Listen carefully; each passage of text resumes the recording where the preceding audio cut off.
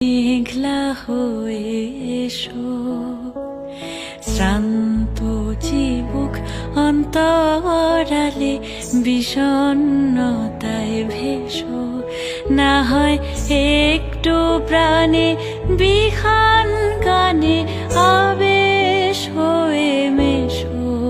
তুমি এমনি এমনি এসো, তুমি এমনি এমনি এসো।